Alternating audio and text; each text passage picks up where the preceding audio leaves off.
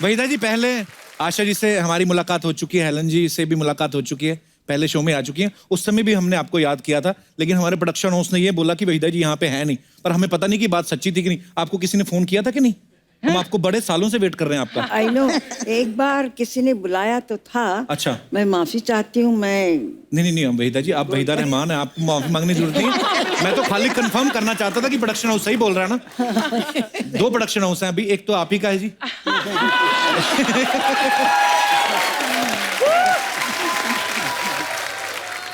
Hindi cinema में आपका contribution जो है कोई भुला नहीं सकता। मैम, एक बात जो सबके दिलों में है, सब जानना चाहते हैं कि फिल्मों में ब्रेक कैसे मिला आप लोगों को? मैं बहुत लकी थी। अच्छा जी। और मैं भारतनाट्यम सीखा था मैंने, तो स्टेज पे परफॉर्म करती थी। अच्छा जी। तो उस वक्त सारी रीजनल फिल्में सब चेन्नई में बनती थी। अच्छा जी। तो किसी ने मेरी तस्वीर देखी तो मुझे ऑफर आने लगे घर बैठे। और मैं 13 साल की थी, तो मेरे पेरेंट्स ने कहा टू सून, मतलब बहुत छोटी है, न इधर की न उधर की। तो फिर एक तेलुगु फिल्म में मैंने डांस किया, फोक डांस। वो लकीली बहुत मशहूर हुआ। अच्छा जी। तो उसके बाद बस एक तेलुगु फिल्म थी, उसमें लीड रोल किया ऑपोजिट एनटी रामाराव, जो आंध्र प्रदेश के जी सीएम थे। उसके बाद गुरुदत्त जी मिले मुझसे हैदराबाद में। अच्छा जी। तो फिर उन्होंने मुझे बॉम्बे बुलाया। फिर इट्स अ हिस्ट्री। वाह, ग्रेट। पर आशा जी, आप कैसे आए फिल्मों में? मैं स्टेज पे परफॉर्म किया करती थी। अच्छा जी। और लेट बिमल रॉय ने मुझे डांस करते हुए देखा। मैं 9-10 साल की थी। अच्छा जी। तो उन्होंने देखा और मुझे बुलाया, फिल्म में काम करोगी? मैंने ऐसे कह दिया हाँ करूँगी। अच्छा जी। तो इस तरह से माँ पिक्चर में मैंने एक छोटा सा रोल किया था। अच्छा जी। उसके बाद तो मैं बड़ी हो गई, स्कूल में जाती थी। तो गूंज उठी शहनाई के लिए विजय भट्ट जी ने मुझे बुलाया। अच्छा जी। और कहा कि तुम्हें हीरोइन बना रहे, राजेंद्र कुमार जी हीरो है। तो 2 दिन की शूटिंग करने के बाद कहा कि नहीं, अब स्टार मटेरियल नहीं है। अच्छा। तो आप हम आपको नहीं ले सकते हैं। स्टार मटेरियल नहीं। तो हमको निकाल दिया गया। 1 हफ्ते में मुहूर्त था बहरूपिया का, और वहाँ एस मुखर्जी मिले, बोले कल फिल्मालय आ जाना। मैंने कहा अभी फिल्मालय क्या करना है, अभी तो मुझे डॉक्टर बनना है, मुझे तो नहीं जाना है। इसी तरह से वहाँ पहुँच गए। और फिर तो सबको मालूम है कि दिल दे के देखो कि हीरोइन बन गई।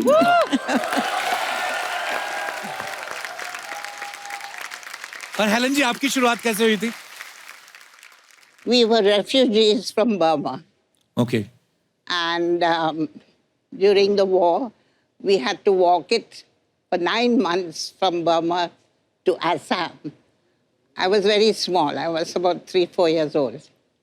Anyway, we came to India. God was great. And I went to school, and while going to school, I started learning Manipuri, a little of Bharatnatyam, and Kathak. Just the fundamentals, ताकि in case I was given a chance, I would know the stance of all these dances. उस ज़माने में कुकू जी बहुत बड़ी dancer and actress थी. अच्छा जी. And my mother requested her that मैं chorus में कम से कम join करूँ, क्योंकि we needed the money very badly. We were living in one room. The Mori was in one room. और another thing I must tell you, जब भी गर्मी का दिन था, हम लोग चटाई को ठंडा करके जमीन पे लगा के नहा के, we never used to wipe ourselves, put our nightie and we go to sleep. Oh my God. So we've seen these lovely days, praise the Lord. Because of that, I'm here now. Thank you. कितनी अच्छी बात है कि हमारी तीनों जो legend artist हैं, तीनों बचपन से ही इतनी टैलेंटेड थी कि 9-10 साल की उम्र में आपको रिकॉग्नाइज किया गया। मतलब कमाल है। आज हमें आपको तीनों को एक साथ देख के बहुत खुशी हो रही है। तो आप तीनों ने ब्लैक एंड व्हाइट फिल्मों में भी काम किया है, उसके बाद कलर फिल्मों का दौर आया। तो उस जमाने में जो पेमेंट होता था वो ब्लैक में होता था कि व्हाइट में होता था? सॉरी, ये बचकाना सवाल पूछने के लिए। दोनों में होता था। दोनों में होता था। अच्छा मैम, जब ब्लैक एंड व्हाइट फिल्मों से कलर का दौर आया, उस समय आपको सबसे, मैं ये सवाल अब तीनों से है, सबसे अच्छी चीज आपको क्या लगी जब सिनेमा जो है वो रंगीन हो गया? मुझे बल्कि ठीक नहीं लगा, क्योंकि उस अच्छा। वक्त लाइट बहुत ज्यादा इस्तेमाल करते थे। ओके। क्योंकि उनका फिल्म का एमल्शन कुछ कम था, ज्यादा था, something like that, technical thing. तो मुंह सारा जल जाता था। एक आइस बकेट में एक अच्छा। शामो लेदर कहते थे, उसको डाल के रखते थे, फिर मुंह पे लगाते रहते थे अच्छा बिफोर जी। The take. तो मैं कहती थी कहाँ फंस गए हम, इतनी ज्यादा गर्मी थी। और उस वक्त एसी तो थे ही नहीं कहीं भी, ना जी। कमरों में ना स्टूडियो में, तो बुरा हाल होता था। मैं तो कहती कलर में शुरू कर दी पिक्चर, हाय मर गए। अच्छा। और आशा जी, आपको अच्छा लगा जब रंगीन हो गया सिनेमा? पहली फिल्म जो मैंने की वो गेवा कलर की थी। अच्छा जी। हम हिंदुस्तानी, तो वो इतने बड़े बड़ी लाइट्स ले आते थे और वो लगा के, मुझे याद है मुझे ऐसे खड़े रहना था, कैमरा यहाँ था और वो लाइट यहाँ थी। अच्छा जी। शाम को देखा तो ये पूरा जल गया था। बाप रे। ओह, रिफ्लेक्टर्स इतने लगते थे, रिफ्लेक्टर्स ऐसे होते थे कि मेरी आंखें लाल हो जाती थी। जी। और लोग कहते थे हाँ तुम्हारी आंखें लाल कैसे होती है? अरे भैया, शराब वराब पीती हो क्या है? तो अच्छा, इन्होंने कहा लाल आंखें, उस पे एक किस्सा सुनाओ आप जी, चाहें जी, जी। तो मेरी पहली कलर शूटिंग हुई जब 14 का चांद रिलीज हुई, जी। तो बहुत हिट हो गई थी। तो उस वक्त एक कलर का सिलसिला शुरू हो गया था। तो गुरुदत्त जी ने सोचा ये जो टाइटल सॉन्ग जो इतना मशहूर हुआ है, उसको रीशूट करते हैं कलर में, फिर अच्छा रिलीज जी। करेंगे। तो वही किया उन्होंने। फिर दोबारा उनको सेंसर करना पड़ा, दिखाना पड़ा। सेंसर बोर्ड ने कहा जी वो एक शॉट वहीदा जी वो मुड़ के देखती, वो काट दीजिए। ऐसे क्यों? मैं ऐसे ही हूँ, बस सिर्फ मुड़ के देखती हूँ। तो इन्होंने पूछा क्यों क्यों क्या है इसमें खराबी?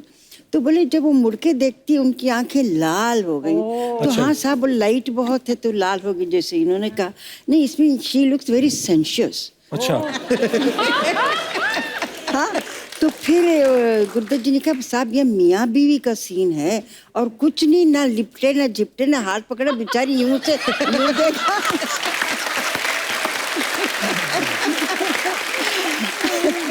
अगर वो सेंसर बोर्ड वाले अगर अब हों तो जी। बेचारे वो देख के तो बेहोश हो जाएंगे। आजकल तो बन रहा है।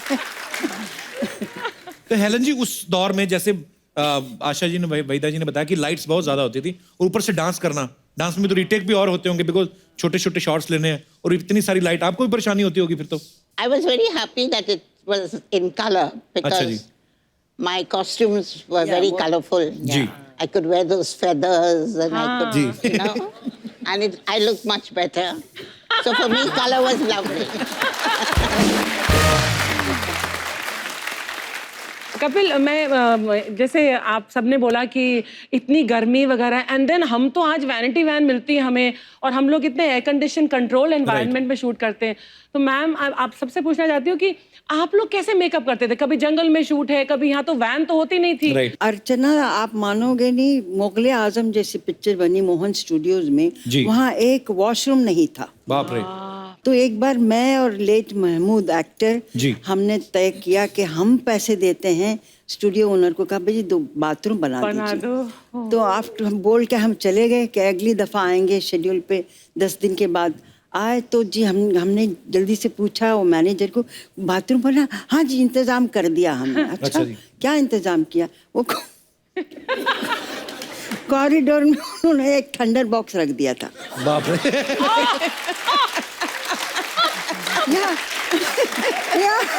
I said, oh my God, it's so terrible. बाप रे, कितना मुश्किल होता होगा उस समय, सारा दिन शूट करना, वॉशरूम ही नहीं है। हमने वॉशरूम पानी नहीं पीना है। छोड़ दिया था। Oh कि स्टूडियो सुबह जाओ, से पानी शाम मत पियो। तक बाथरूम नहीं जाते थे। Oh my God. घर बाप रे। जाके बाथरूम जाते अभी थे। तक माशाल्लाह कितनी अच्छा है। हाँ। सीरियसली, एक्चुअली आदमी को रोमांटिक सीन करना हो और ऊपर से बाथरूम आया हो तो आदमी कहाँ निकलेंगे एक्सप्रेशन एक्चुअली। सो हेलन जी को डांसिंग क्वीन, पता नहीं बहुत सारे ऐसे टाइटल दिए गए थे, ऐसे नाम दिए गए थे हेलन जी। जैसा कि मैंने पहले कहा कि एक ही गाना कभी कभी हेलन जी का पूरी फिल्म पे भारी पड़ जाता था। तो हेलन जी दूसरी जो हीरोइन होती थी फिल्म में और आप आके एक गाने में वाही लूट लेती थी, तो उनको जेलसी फील नहीं होती थी कि आ गई हेलन जी, अब ये सारा मेला लूट के ले जाएंगे? By the grace of God, I've been very good with all the heroines in the movie. They loved me, literally they cared for me. There was no jealousy. I worked with Asha ji. Were you jealous of me? If I was jealous, I wouldn't be friends with you. अच्छा आशा जी, आपकी जब आपकी फिल्में silver jubilee होती थी, golden, आपको jubilee girl भी नाम दिया गया था आपके फैंस के द्वारा, तो जब सिल्वर जुबली होती थी फिल्में, गोल्डन जुबली होती थी, उसके बाद आपने फिल्मों की क्वांटिटी बढ़ाई थी या पेमेंट ही बढ़ाई थी सिर्फ? क्वांटिटी तो बढ़ा नहीं सकते थे क्योंकि हम लोग 9:30 to 6:30 की शिफ्ट करते थे जी। और फिर 7 बजे मैं पहुंच जाती थी स्टेज पे, मेरे बैलेज होते थे तो फिर डांस करना शुरू कर देती थी। 3.5 घंटे का बैले होता था, वो ख़त्म करके फिर घर जाती थी। तो क्वांटम तो बढ़ा नहीं सकती थी, हाँ पैसे तो बढ़ा सकती थी।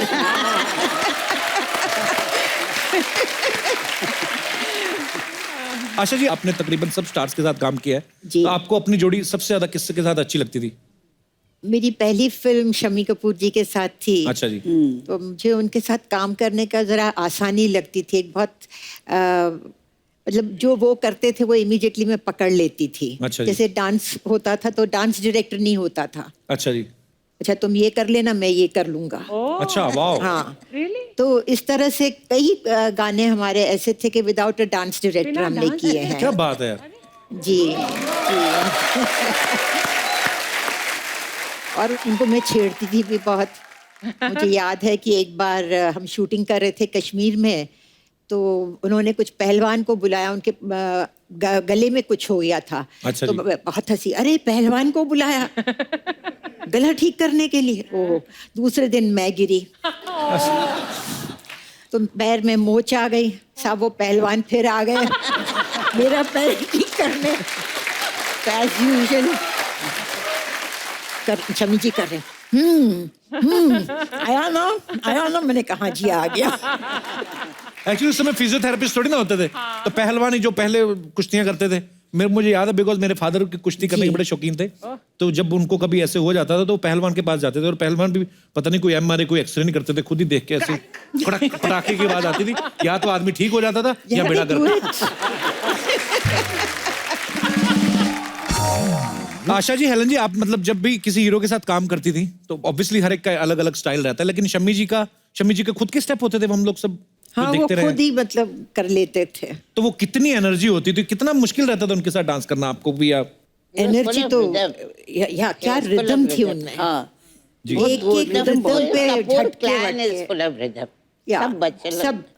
सभी लोग। और क्या शम्मी जी का कोई शशि प्रॉपर कपूर, डांस मैं नहीं बोल होता रही था, थी। जैसे जी। वाइल्ड डांस ना। जी। तो रिदम को पकड़ के उनमें इतनी पूरे जिस्म में रिदम थी। रिदम थी वो उनकी ये body हाथ में। भी यूं करो, यूं भी करो, तो सब रिदम में करते थे। Actually Isn't it? अच्छा वहीदा जी, ऐसे हमने सुना है कि जब आप फिल्मों में आई थी तब आपका नाम जो है वहीदा रहमान नहीं था, कोई और नाम था। नो, ऐसे पता नहीं क्यों अफवाह है ये? अफवाह है। असली नाम मेरा वहीदा रहमान, और वहीदा रहमान ये था। अच्छा जी। हाँ। मैं आज ही इनको बाहर निकालता हूँ जिन्होंने ये मुझे बोला ना। वहीदा जी, एक और अफवाह है, पता नहीं ये भी अफवाह ही है कि सच्ची बात है, लेकिन बड़ी ऐसे अफवाहें सुन के आ रहे मैं हैं आप। अफवाहें सुन के आया हूँ बहुत सारी। एक के बाद एक के बाद। पर उन्होंने कहा कि जो आपके भरतनाट्यम के जो गुरु थे उन्होंने पहले आपको डांस सिखाने से मना कर दिया था, हाँ, लेकिन बाद में आप ही उनकी बेस्ट स्टूडेंट निकली। हाँ। अच्छा, तो मतलब ये बात सही है। चलो ये वो बात बच गया आज। सही इसने तो ये क्या रीजन था वहीदा जी, उन्होंने क्यों मना किया आपको डांस सिखाने से? वो बहुत मशहूर वो एक गांव है, गांव के जैसे साहिर लुधियानवी, जी। तो तिरुचंदूर एक जगह है तमिलनाडु में, वहाँ के थे वो। अच्छा जी। तिरुचंदूर मीनाक्षी सुंदरम पिल्ले उनका नाम था। बाप रे, इतना लंबा नाम। हाँ, तो मुझे जिद आई कि उन्हीं से सीखना है। अच्छा तो जी। हमारे कोई बीच में फ्रेंड थे, उन्होंने जाके कहा ऐसे ऐसे सीखना है। जब नाम सुना तो बोले नाम तो मुसलमान है। बोले हाँ, लड़की भी मुसलमान। No no no no no, मैं मुसलमान को भरतनाट्यम कैसे सिखा सकता? अच्छा। बोले क्यों नहीं सिखा सकते साहब आप? नहीं, वो अभिनय जो हमारे डिवोशनल गाने होते उसको समझेगी नहीं, वो ठीक से कर नहीं पाएगी। तो 6 महीने लगा दिया, और मैं भी जिद से अड़ी रही कि उन्हीं से सीखना है। वाह। तो जब इन्होंने बहुत जबरदस्ती की हमारे दोस्त ने, तो बोले अच्छा उसकी कुंडली लेकर आओ। अच्छा। तो बोले जो वो लोग मुसलमान हैं वो कुंडली उंडली बनाते नहीं, बिलीव नहीं करते। अच्छा जी। तो बोले ये तो बड़ी मुश्किल है फिर। तो बोले अच्छा उसका बर्थ डेट लेकर आओ। अच्छा वो लेकर गए, तो उन्होंने अपने से चार्ट बनाया, कुछ यूं पता अच्छा। नहीं क्या क्या किया। तो बोली ये क्या हुआ, ये कैसे हुआ? तो उन्होंने पूछा क्या हुआ साहब? तो ये चार्ट में कहता है कि ये लड़की मेरी लास्ट और सबसे अच्छी स्टूडेंट होगी, वाह। हो नहीं सकता। तो उन्होंने ऐसे ढकल दिया, नहीं नहीं नहीं हो नहीं सकता, समथिंग इज रॉन्ग, या मैंने ठीक नहीं किया। तो बोले और 2 दिन दो। अच्छा, फिर 2 दिन के बाद फिर उन्होंने बनाया, बोले no again the same result. तो बोले चलो मैं सिखाता हूँ इसको। क्या बात है, लेकिन और वो बात सच भी साबित हुई। वाह। ऐसे हमने सुना है कि रेशमा और शेरा में एक ऐसा सीन था जिसमें आपको बच्चन साहब को ऐसे थप्पड़ मारना था, लेकिन बच्चन साहब की माताजी वहां पे रहती थी। तो मैम फिर कैसे मारा आपने? वो आदमी थोड़ा वो भी हो जाता कि यार सामने मम्मी है। नहीं, उन्होंने आंटी ने ये भी कहा वहीदा जरा संभाल के, तो मैं बिल्कुल डर गई। अच्छा तो जी। हर बार आए तो सुनील दत्त डायरेक्ट कर रहे थे उस वक्त, और सी रामचंद्रन कैमरामैन थे। अच्छा जी। तो उन्होंने कहा वहीदा जी आप ठीक से नहीं करेंगे तो रीटेक होंगे, उतने थप्पड़ पड़ेंगे। अच्छा जी। इससे बेहतर है अब दिल मजबूत करके एक कस के दे दीजिए, बात खत्म हो जाएगी। अच्छा जी। तो फिर लाइटिंग वगैरह हो रही थी, तो मैं जाके बैठी, तो आंटी बच्चन उधर बैठे हुए थे, वहीदा जरा संभाल के करना। तो मैं बिल्कुल डर गई। फिर मैंने जाके सुनील दत्त को कहा साहब मेरे से थप्पड़ नहीं मारा जा रहा है। बोले क्यों क्यों नहीं मारा जा रहा? कि वो आंटी ने कह दिया जरा संभल के। तो बोले ओहो, तो फिर आंटी को कहना चाहिए इस शॉट के लिए आप बाहर जाके बैठिए। अच्छा, तो बाहर भेजा फिर उनको? बाहर भेजना पड़ा। तो उसके बाद फिर सब सेट पे असिस्टेंट डायरेक्टर सुनील दत्त सब कहने के एक ही शॉट, एक ही टेक, एक कस के लगा दीजिए। मैंने कहा अमिताभ बहुत कस के लगाने वाली हूँ। हाँ कोई बात नहीं। खैर शॉट हुआ, लकीली पहला टेक ओके हुआ। तो फिर अमिताभ कहेंगे वहीदा जी काफी अच्छा था।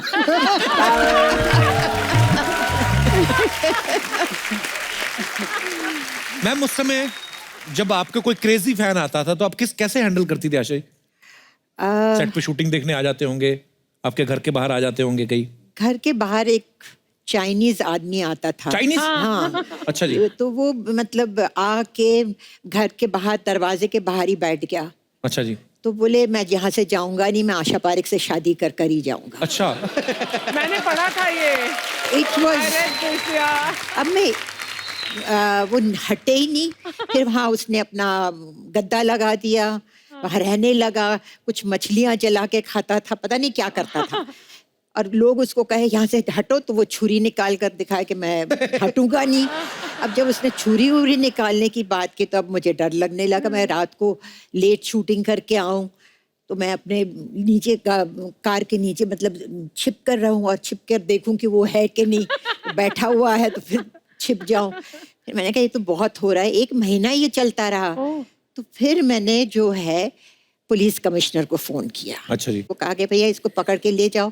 उसको पकड़ कर ले गए जेल में। वहां से उसने मुझे पोस्ट कार्ड लिखा। अच्छा। कि मुझे ये लोग ले गए हैं, प्लीज मुझे बाहर निकालो। बेल भी आप ही कराओ। मैंने कहा अंदर तो मैंने डाला है तुमको। मैंने कहा अंदर तो मैंने तुमको डाला है, मैं तुमको आके बाहर निकालूं? मैं पागल हूँ क्या? फिर पता नहीं कहाँ चला गया, मुझे नहीं मालूम। You're looking out for him now.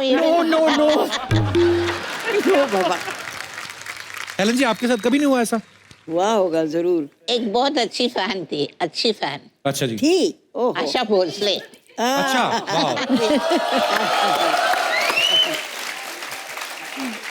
एक दिन आशा जी ने मुझे उनके शो पे बुलाया। I was a guest. अच्छा जी। तो बातें बातें में उन्होंने कहा कि हेलन जी वहाँ बैठी है। Then I waved out and I did that. Helen ji, Asha ji मुझे बोल रहे, हेलन जी अगर मैं मर्द होता है तो मैं आपसे शादी करती। वहीदा जी आपको भी तो कभी ऐसा कोई ना कोई क्रेजी फैन मिला ही होगा कभी, जिन्होंने तंग ही कर दिया आपको? हाँ, देखिए हमारे ज़माने में जब जवानी में सभी होते हैं, सबके फैंस होते हैं। एक हर रोज़ कुछ 12-15 सफ़े का एक लेटर आता था। अच्छा जी। उसमें वो लिखते थे कि मैं आर्किटेक्ट हूँ। मैं सोचो अभी ये आर्किटेक्ट हैं तो इनकी इतनी फुर्सत कहाँ मिलती है? वो हैंड रिटन, ये नहीं कि टाइप हो, या उस वक्त मोबाइल नहीं था, कंप्यूटर नहीं था, हैंड रिटन लेटर। फिर कहते थे एक दिन याद रखिए आप, ताजमहल क्या मैं अच्छा। उससे बढ़ के बनाऊंगा, क्योंकि मैं आर्किटेक्ट। अच्छा मैम, आजकल बहुत सारे ऐसे प्लेटफॉर्म्स हैं सोशल मीडिया है, मतलब आप अपने फैंस के साथ सीधा कनेक्ट कर सकते हैं। आप उनको अगर कुछ आप कोई नई फिल्म कर रहे हैं उनको बता सकते हैं, सीधा उनके साथ चैट सेशन करते हैं। आजकल के जो भी स्टार्स हैं, उस समय में तो ऐसा सोशल मीडिया तो होता नहीं था। सो बहुत सारे सवाल हैं जो हमारे दर्शकों के मन में, वो मैं आपसे पूछना चाहता हूँ। आप तीनों उनके जवाब दे सकते हैं। आपके टाइम पे जो फिल्में बनती थी उनमें सबसे ज्यादा स्टाइलिश हीरो कौन था? आप तीनों जवाब दे सकती हैं। स्टाइलिश हीरो जी। मेरे कैटेगरी में जो देवानंद थे, अच्छा जी, फिर देव साहब। शम्मी कपूर थे। शम्मी कपूर साहब, वाह क्या बात है। आशा जी आप? मुझे लगता है फिरोज खान। फिरोज साहब, जी जी, फिरोज वाह। खान। हेलन जी, आप तो खुद इतने स्टाइलिश नहीं, लेकिन आपको कौन स्टाइलिश हीरो लगता था? देवानंद। देव साहब, वाह। उस समय शूटिंग पे सबसे ज्यादा लेट कौन आता था? राज कपूर। राज कपूर साहब। सब आप सब सहमत हैं आशा जी? आप ये सब? बड़ा टेढ़ा सवाल है। हंसने वाला मगर आते सवाल थे है। लेट। मैंने 2 पिक्चरें की उनके साथ। अगर 9:30 से 6:30 तक की शिफ्ट होती थी जी। तो वो 2 बजे आते थे। अच्छा जी। तो फिर आधी शिफ्ट चली गई, फिर लंच खा के फिर आराम करके उठ के अच्छा। तो फिर मैंने प्रोड्यूसर को कहा आप 2 से 10 की शिफ्ट की रखिए। अच्छा जी। दोपहर के 2 से रात के 10 से। बोले हाँ अच्छा आइडिया है, चलो वो कर दें। तो वो 2 से 10 बजे की शिफ्ट रखते थे, तो वो 6 बजे आते थे। फिर एक दिन उन्होंने, मैं कहती थी क्या राज जी मैं बैठ बैठ के थक जाती हूँ। नहीं सॉरी। एक दिन मिल्क कॉलोनी में शूटिंग थी, तो मेरे प्रोड्यूसर ने कहा वहीदा जी आप घर से मत निकलिए जब तक मैं फ़ोन नहीं करूँ। अच्छा। आई फील गिल्टी, आप बैठी रहती हैं वहाँ, क्या करें। मैंने कहा अच्छी बात है। तो फिर फ्रैंटिकली फ़ोन आया, उस वक्त मोबाइल नहीं था, कुछ नहीं। निकलिए जल्दी निकलिए। मैंने कहा क्या हुआ? बड़ी सुबह 7 बजे राज जी आउटडोर में बैठे हुए हैं। मैंने कहा राज जी 10 बजे। बोले मैं बदनाम हूँ कि मैं लेट आता हूँ, मैं बैठा हूँ, आप अभी आई हैं, अभी आपको मेकअप करना है, बाल बनाने कितनी देर लगेगी, मैं कितनी देर बैठा रहूँगा। मैंने कहा मुझे जिंदगी भर बिठाते थे, अभी आप बैठे रहिए। ऐसे कौन से एक्टर थे जो दूसरों के डायलॉग चेंज करवा देते थे? ऐसा कोई था? मैंने एक पिक्चर में काम किया था जिसमें कृष्णा करके कोई विलन था। अच्छा जी। तो वो क्या होता था 7 to 2, 2 to 10 की शिफ्ट होती थी। तो मैं 2 to 10 की शिफ्ट में उसकी शूटिंग करने जाती थी। अब वो 6 बजे तो वो सारे डायलॉग उल्टे बोले। अच्छा। हाँ, वो बोले कि जैसे ये था कि शल्लो तुम कीचड़ में खिला हुआ कमल हो, तो वो बोलेगा शल्लो तुम कमल में खिला हुआ कीचड़ हो। तो एक दिन ये हुआ, अच्छा बिकॉज मैं बहुत बड़ी स्टार थी तो पूरे सेट पे सन्नाटा। तो उसने कहा क्या हुआ? अरे भाई तुम क्या बोल रहे हो? तो बोले क्या बोल रहा हूँ? तो बोले तुमने ये डायलॉग बोला है। अच्छा मैंने ऐसा बोला, सॉरी हाँ फिर से करते हैं। फिर वही बात। अच्छा। हर चीज में, मतलब वो सुजीत कुमार के साथ था कि शल्लो के साथ मैं सुहाग रात मनाऊंगा। वो 6:30 बज गए थे तो कहने लगे कि शल्लो की जगह मैं तुम्हारे साथ सुहाग रात।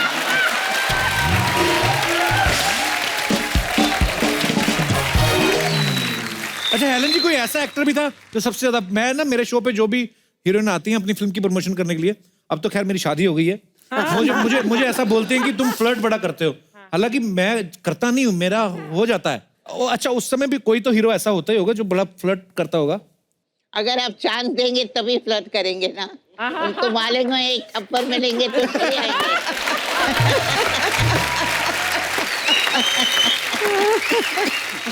तो मैम सलीम साहब से आपकी मुलाकात कैसे हुई थी?